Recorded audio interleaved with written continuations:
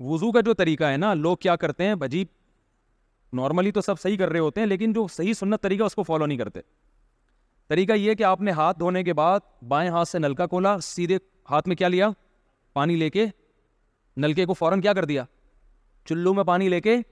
لوگ سمجھتے ہیں نلکا کھولنا تو سنت ہے، بند کرنا سنت. ارے بولو نا یار، نہیں ہے. تو کلی تو سیدھے ہاتھ سے کرنی ہے نا، تو الٹے ہاتھ سے آپ کیا کر دیں گے، نلکا بند. کیونکہ نبی صلی اللہ علیہ وسلم جب لوٹے سے پانی نکالتے تھے تو چلو میں پانی لے کے لوٹے کو سیدھا کر دیتے تھے. یہ نہیں کرتے تھے کہ لوٹے سے لوٹا اسی کیفیت میں اور پانی بہتا چلا جا رہا ہے. تو آپ نے نلکے کو لیفٹ ہاتھ سے کھولا اور چلو میں پانی لیا اور فوراً نلکے کو کیا کر دیا. بہت زور سے بھی بند نہ کریں، اس کا واشر خراب ہو جاتا ہے، بس آرام سے بند کر دیا. کیونکہ وہمی ہوں گے نا، وہ یوں کر کے کرتے رہیں گے، نلکے توڑ دیتے ہیں کہ بھئی ایک قطرہ بھی ضائع ہو گیا تو قیامت کے دن کہیں جہنم میں نہ پھینک دیں ہمیں، اس لیے پورے کوئی نمی بھی نہ آئے. تو تھوڑا سا بند کر دے، ایک آدھ قطرہ ٹپکنے سے کچھ نہیں ہوتا. یہ لیا آپ نے، منہ میں کلی کی، مسواک کی، مسواک نہیں ہے تو انگلی سے دانت صاف کیے، غرارہ بھی کیا اگر روزہ نہیں ہے، ٹھیک ہے. پھر نلکا کھولا، پھر بند کیا، پھر کلی، اس طرح. پھر نلکا کھول کے دائیں ہاتھ میں پانی لیا، ناک میں نرم حصے تک پانی پہنچا کے اچھی طرح ناک کو صاف. اور نلکا پہلے وہ ویسے ہی بند ہو چکا ہے، اب ناک کو اچھی طرح صاف کریں سامنے والے کا خیال کر کے. آئی بات سمجھ؟ سامنے تو یہ نہیں ہوتا، وہ ہوتا ہے سامنے، اس کا زیادہ خیال کرنا پڑتا ہے کیونکہ بس زیادہ تفصیل میں نہیں جاتا ہوں. تو چھوٹی انگلی سے اچھی طرح ناک کو صاف کیا، اس کی رطوبتیں نکالی، ٹھیک ہے. پھر نلکا کھولا، دوبارہ پانی لیا، پھر اسی طرح ناک میں بولو بھائی ڈالا، اور نلکا اسی وقت جب چلو میں پانی بھر گیا، نلکا اسی وقت کیا کر دیا. اللہ نے 2 ہاتھ اسی لیے دیے ہیں کہ اس سے نلکا بند کیا جائے اور اس سے کیا کیا جائے، بولا. پھر یوں کیا، پھر 3 دفعہ. 6 چلو پانی خرچ ہوا نا، چلو اس کو کہتے ہیں، 6 چلو پانی خرچ ہو گیا. پھر آپ نے کیا کیا، نلکا کھولا لیفٹ ہاتھ سے. جو اصل طریقہ ہے وہ تو یہ ہے، سیدھے ہاتھ میں پانی لے کے نلکا بند کیا اور سیدھے ہاتھ سے پانی پیشانی پہ ڈال کے دونوں ہاتھوں سے پھیلا لیا. 3 دفعہ اس طرح کیا. اس پہ عمل نہیں ہوتا تو پھر اتنا کر لو کہ دونوں ہاتھوں پہ کیا لے لو، نلکا کھول کے پانی لے کے پیشانی پہ ڈالو اور فوراً نلکا کیا کر دو، بند کر دو، اور پھر ہاتھوں سے اچھی طرح اس کو ملو. سمجھ میں نہیں آ رہی بات؟ تو یہ عمل کتنی دفعہ کیا، نلکا ہر دفعہ میں بند ہو رہا ہے.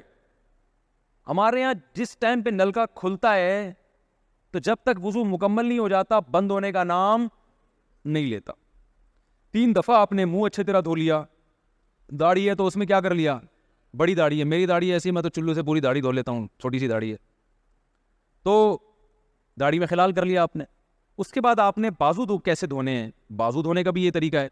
لیفٹ ہاتھ سے چلو میں پانی لیا، جب سیدھے ہاتھ میں پانی آئے گا تو یوں کیا. قرآن میں کیا ہے کہ قمتم بالصلاۃ فاغسلوا وجوہکم وایدیکم الی المرافق، اپنے ہاتھوں کو کونیوں تک دھو.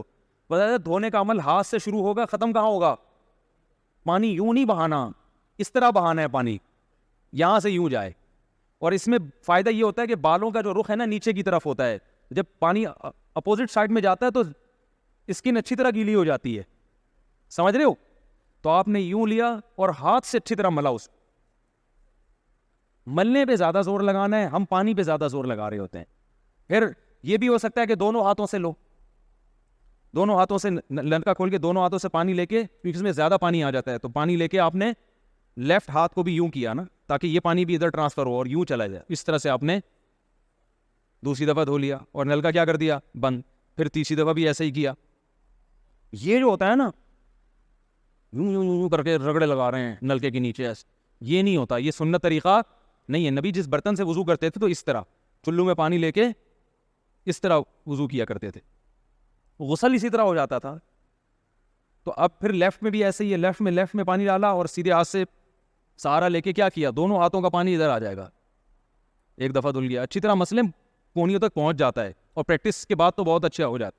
اس کے بعد آپ نے کیا کیا، سر کے بالوں کا مسا. سر کے بالوں میں جو یہ ہے یہ طریقہ کچھ بھی نہیں ہے، کہیں بھی ثابت نہیں ہے. سیدھا آپ نے ہاتھ گیلے کیے، پیچھے لے گئے.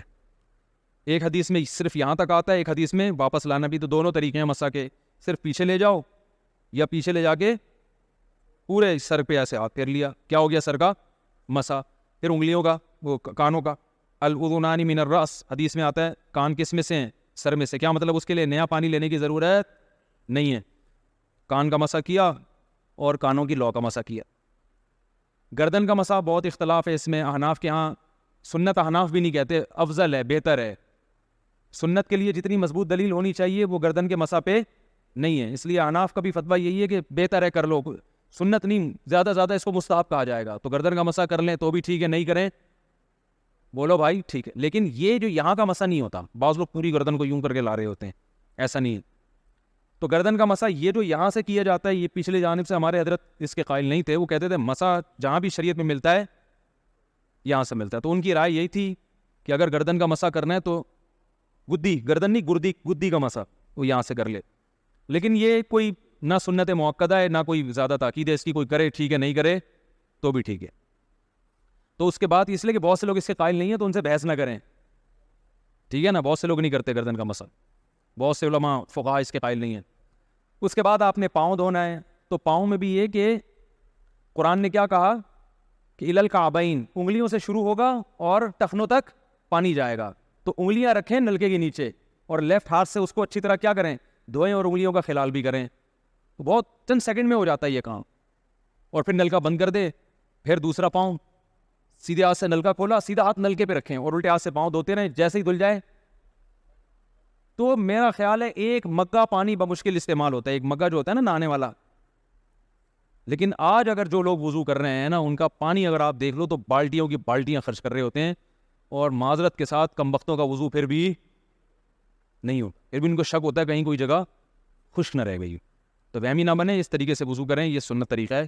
اور قرآن میں بیان بھی یہی کیا گیا، یہاں سے شروع کرو یہاں تک لے کے جاؤ. کافی ہو گیا میرا خیال ہے. اللہ تعالیٰ سمجھنے کی، عمل کرنے کی توفیق عطا فرمائے. تو ایک چھوٹا سا چٹکلا سنا دوں. ہمارے ایک رشتہ دار نے بھیجا، پتہ نہیں صحیح ہے غلط ہے، لیکن اس کا جو مضمون ہے نا وہ بالکل درست. کہتے ہیں جاپانیوں کو جو ہے نا، جاپانیوں کو، جیپنیز کو تازہ مچھلی کھانے کی عادت ہے، بالکل سمندر سے نکلی ہوئی تازہ. اب ظاہر ہے ایسی مچھلی کا بزنس تو نہیں ہو سکتا نا. بزنس کے لیے تو آپ لانچ میں جاتے ہیں، ٹن و من مچھلی نکال کے آتے ہیں، فریز کرتے ہیں، پھر وہ 1 مہینے بعد تھوڑی تھوڑی کر کے بکتی ہے. تو جیپنیز کو شوق تھا کس کا؟ تازہ مچھلی کا. تو تاجروں نے سوچا کہ بھئی ایک حل تو یہ ہے کہ مچھلی کو یعنی لانچوں میں ہی برف لے کے جاؤ یا ڈی فریزر. تو مچھلی پکڑتے ہی کس میں ڈال دو؟ لانچ میں ڈال دو.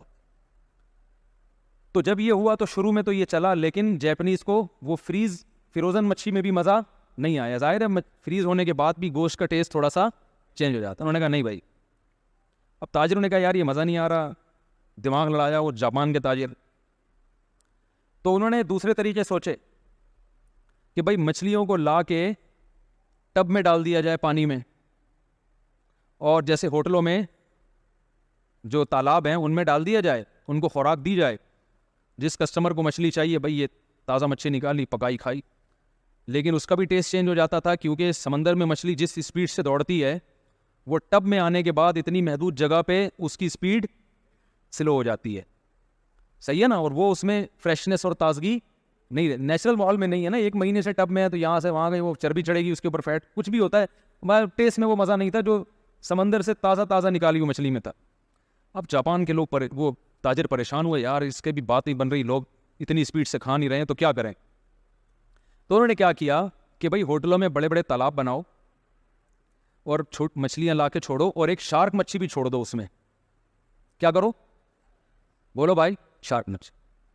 تو شارک مچھلی یہ کرے گی، شارک مچھلی تو شکار کرتی ہے، وہ چند ایک مچھلیاں تو کھا لے گی، یہ نقصان تو ہوگا، لیکن باقی مچھلیوں کو متحرک رکھے گی. باقی مچھلیاں ہر وقت اس سے بچنے کے لیے ان کی موومنٹ اسی طرح ہوگی جیسی سمندر میں ہوتی تھی. یہ نتیجہ بڑا شاندار نکلا، اور مچھلیاں بالکل فریش اور تازہ، بالکل وہی ٹیسٹ جو کہا تھا. سمجھ. تو اگر آپ بھی بالکل فریش اور تازہ رہنا چاہتے ہیں تو گھر میں 1 عدد بیوی بولو بھائی رکھ لیں.